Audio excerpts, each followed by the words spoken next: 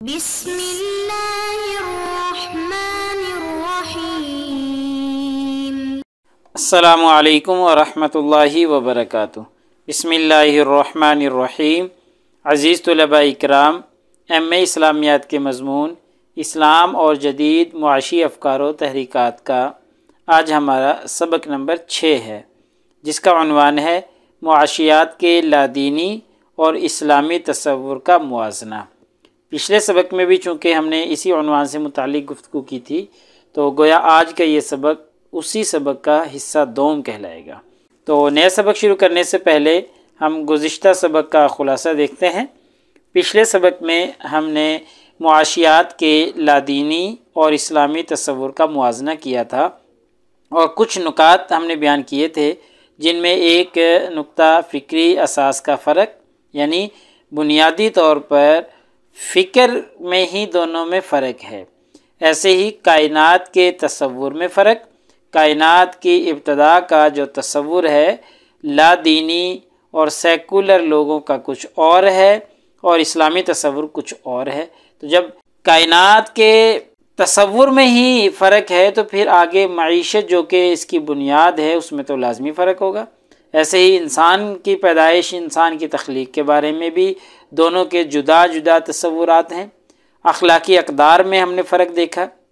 ایسے ہی سب سے بڑا جو فرق ہے، جو موازنہ ہم کر رہے ہیں، اس میں مقاصد میں فرق ہے کہ لا دینی طاقتوں کا مقصد کچھ اور ہے اور اسلامی مقصد کچھ اور ہے۔ لا دینی اور سیکولر طاقتیں جو ہیں وہ مادی دنیا تک محدود ہیں اور صرف یہ چاہتی ہیں کہ دنیا میں کامیابی مل جائے، لیکن اسلامی تصور جو ہے وہ دنیا میں کامیابی کے ساتھ ساتھ اخروی کامیابی کا بھی مقصد رکھتا ہے۔ اسلام ہر ایسی چیز جو کہ دنیا کے لیے فائدہ مند ہو لیکن آخرت کے اعتبار سے وہ نقصان دہ ہو تو اس سے منع کرتا ہے، اور اسلام ایسی چیزوں کو پروموٹ کرتا ہے کہ جو دنیا میں بھی کامیابی اور ترقی کا ذریعہ بنے اور آخرت میں بھی کامیابی کا ذریعہ بنے۔ تو یہ تو ہم نے پچھلے سبق میں پڑھا تھا، اور آج کے اس سبق میں وہی موضوع ہمارا کہ معاشیات کے لادینی اور اسلامی تصور کا موازنہ۔ تو چلیے اب ہم لادینی اور اسلامی تصورات کا موازنہ کرتے ہیں اور ایک اور نقطہ بیان کرتے ہیں، اور وہ ہے تحقیق کا طریقہ۔ جتنی بھی سیکولر تصورات ہیں معیشت کے حوالے سے، ان سب کا جو طریقہ ہے وہ تجرباتی نوعیت کا طریقہ ہے، یعنی وہ تجربے کی بنیاد پر چیزوں کا جائزہ لیتے ہیں، اور جو ان کا معاشی تصور ہے اس میں انسانی طرز عمل کی جو حقیقت ہے، اس حقیقت کی روشنی میں جائزہ لیا جاتا ہے۔ انسان کے جو اعمال ہیں ان کو حقائق کے آئینے میں، حقائق کی روشنی میں دیکھا جاتا ہے، یعنی تجربے اور حقیقت کی بنیاد پر انسانی طرز عمل کو ماپا جاتا ہے۔ لیکن اسلامی جو معیشت ہے اس میں ٹھیک ہے، تجربہ کی کسوٹی پر بھی پرکھا جاتا ہے انسانی طرز زندگی کو، لیکن اس کے ساتھ ساتھ اسلامی معیشت کے پاس انسانی اعمال کو پرکھنے کا ایک اور ذریعہ بھی ہے، اور وہ ذریعہ ہے وحی الہی۔ آپ کو پتہ ہے وحی کا جو اصل ماخذ ہے وہ اللہ رب العزت کی بابرکت ذات ہے، اور اللہ تعالیٰ ہر عیب سے، ہر نقص سے پاک ہیں۔ تو یہ ایک مزید تحقیق کا ذریعہ اسلام کے پاس موجود ہے، یعنی جو سیکولر طاقتیں ہیں ان کے پاس تو صرف تجربہ ہے اور حقائق ہیں، بس ان کی بنیاد پہ وہ جائزہ لے لیتے ہیں انسانی طرز عمل کا۔ لیکن جو اسلام ہے اس کے پاس ایک تجربہ بھی ہے، اور اس کے علاوہ وحی الہی بھی ہے جو کہ غیر مسلم لا دینی طاقتوں کے پاس موجود نہیں ہے۔ اس بات کو آپ ایک مثال سے سمجھ لیں کہ یہ ایک تسلیم شدہ حقیقت ہے، اور عام طور پر یہ تصور پایا جاتا ہے کہ جب کسی چیز کی قیمت میں کمی ہوتی ہے تو اس کی ڈیمانڈ بڑھ جاتی ہے، اس کی طلب بڑھ جاتی ہے۔ ایسے ہی کسی چیز کی قیمت میں جب اضافہ ہو جائے تو پھر اس کی ڈیمانڈ کم ہو جاتی ہے۔ یہ اصول ہے معیشت کا ایک۔ لیکن اگر کوئی اسلامی معاشرہ ہے جہاں پر صحیح اسلامی روح جاری و ساری ہے، اگر وہاں پر بالفرض شراب ہے یا جیسی کوئی اور حرام چیز ہے، اس کی قیمت میں کمی واقع ہو جائے، تو قیمت میں کمی واقع ہونے کی وجہ سے قطعاً اس کی طلب میں اضافہ نہیں ہوگا۔ کیوں؟ کیونکہ جو معاشرہ ہے چونکہ اس میں صحیح اسلامی روح جاری ہے، اس معاشرے پر وحی کا اثر موجود ہے، قرآن مجید کا اثر موجود ہے، اللہ تعالیٰ کی ذات سے وہ معاشرہ آشنا ہے، تو پھر اس لیے چاہے قیمت میں کمی واقع ہو گئی ہے لیکن اس کی طلب، اس کی ڈیمانڈ میں اضافہ نہیں ہوگا۔ یہ ہے وہی۔ لیکن جو غیر مسلم طاقتیں وہ کہتے ہیں کہ نہیں جی یہ اصول پکا ہے، جہاں بھی قیمت میں کمی واقع ہوگی وہاں طلب بڑھ جائے گی۔ تو دیکھیں یہاں پر تو نہیں بڑھ رہی، تو وہ حقیقت اور حقائق اور تجربے کی بنیاد پہ یہ بات کرتے ہیں، لیکن دوسری طرف اسلام ہے وہاں وحی الہی موجود ہے، اس وجہ سے ایسا نہیں ہو رہا۔ ایسی ہی لادینی اور اسلامی تصورات کے موازنے میں یہ بات بڑی اہمیت کی حامل ہے کہ علم و فن میں ہی فرق ہے، کہ لادینی طاقتیں جو ہیں وہ معاشیات کو صرف علم تسلیم کرتی ہیں، لیکن اسلامی معیشت میں اس کو علم کے ساتھ ساتھ فن بھی تسلیم کیا جاتا ہے۔ اسلامی معاشیات میں بڑی عمدہ بات لکھی ہے کہ مغربی معاشین کی غالب اکثریت معاشیات کو محض ایک علم تک محدود رکھنے کی طرف میلان رکھتی ہے، اور وہ بھی صرف اثباتی علم تک، یعنی پازیٹیو سائنس جو ہے۔ معاشیات کو ہدایتی علم یعنی نومینیٹو سائنس قرار دینے اور بالخصوص اس کو ایک فن کا درجہ دینے کے بارے میں ان میں واضح اختلافات موجود ہیں، یعنی وہ اکثر جو ہیں وہ اس کو فن تسلیم نہیں کرتے، حالانکہ یہ ایک فن بھی ہے۔ ابھی آگے دیکھتے ہیں کیسے فن ہے۔ اسلامی معاشیات کے ماہرین کے نزدیک معاشیات نہ صرف اثباتی اور ہدایتی علم ہے بلکہ یہ اس کے ساتھ ساتھ ایک فن بھی ہے۔ اسلامی معاشیات معاشی حقائق کا نہ صرف مطالعہ اور تجزیہ کرتی ہے، یعنی علم کے اندر مطالعہ اور تجزیہ کیا جاتا ہے، بلکہ وہ پیش آمدہ مسائل کے حل کی تدابیر کی نشاندہی بھی کرتی ہے۔ یہ فن میں کیا جاتا ہے کہ کوئی بھی مسئلہ پیش آ جائے معاشی جو ہو، پھر اس کے حل کی تدابیر اختیار کرنا، ان پر عمل درآمد کرنا، اس کو فن کہا جاتا ہے، اور حقائق کا مطالعہ کرنا، ان کا تجزیہ کرنا، اس کو علم کہا جاتا ہے۔ تو اسلامی معاشین کے نزدیک یہ علم ہونے کے ساتھ ساتھ فن بھی ہے، لیکن غیر مسلموں کے نزدیک یہ صرف ایک علم کا درجہ ہے۔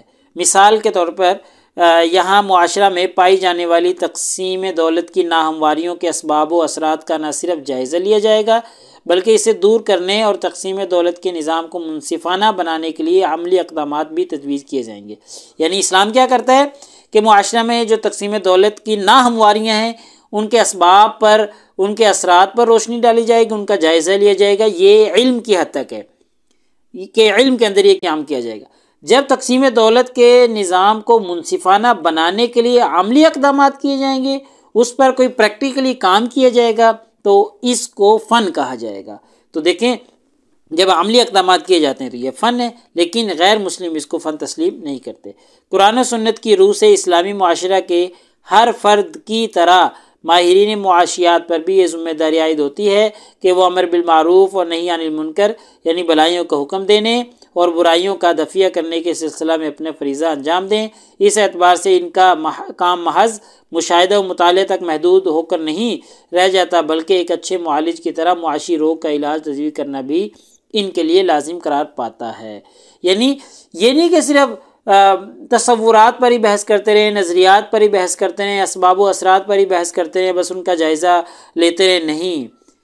جیسے امر بالمعروف اور نہی عن المنکر کرنا لازمی ہے، ایسے ہی جو معاشی جو نظام میں ناہمواریاں پیدا ہو چکی ہیں ان کا دفیہ کرنا، ان کو ختم کرنا، اس کے لیے عملی اقدامات کرنا یہ ضروری ہے۔ تو یہ فن میں آتا ہے، عملی اقدامات، پریکٹیکلی جو کام ہوتا ہے وہ فن ہوتا ہے، تو فن کے اندر یہ چیزیں آتی ہیں۔ تو علم و فن میں ہی دونوں میں فرق موجود ہے۔ ایسے ہی اسلامی اور لادینی معاشیات میں ایک اور فرق یہ بھی ہے کہ معاشیات اور رزق کے وسائل، چونکہ جو مغربی دنیا ہے یا جو لادینی دنیا ہے ان کا یہ نظریہ ہے کہ یہ جو رزق کے وسائل ہیں ان میں کسی بھی وقت کوئی نہ کوئی کمی واقع ہو سکتی ہے، اور جب ان رزق کے وسائل میں کمی واقع ہو جائے گی تو پھر لوگوں میں، انسانوں میں آپس میں کشمکش جنم لے گی، آپس میں لڑائی جھگڑا پیدا ہوگا، اور لڑائی جھگڑے کی صورت میں پھر جو طاقتور انسان ہے وہ کمزور انسانوں کو کچل کر آگے نکل جائے گا، اور پھر ایک وقت ایسا بھی آئے گا کہ جب کمزور انسان معاشی لحاظ سے بہت پیچھے رہ جائے گا، اور پیچھے رہ جانے کی وجہ سے وہ نا امیدی کا شکار ہو جائے گا اور محرومی کا شکار ہو جائے گا۔ نا امیدی اور محرومی جو ہے وہ اس کا مقدر بن جائے گی۔ یہ نظریہ ہے غیر مسلم یا لا دین معیشت دانوں کا۔ لیکن اگر اس کے برعکس اسلامی معاشیات پر ہم غور کریں تو اسلامی معاشیات کا یہ ماننا ہے کہ رزق میں کمی بالکل بھی واقع نہیں ہو سکتی۔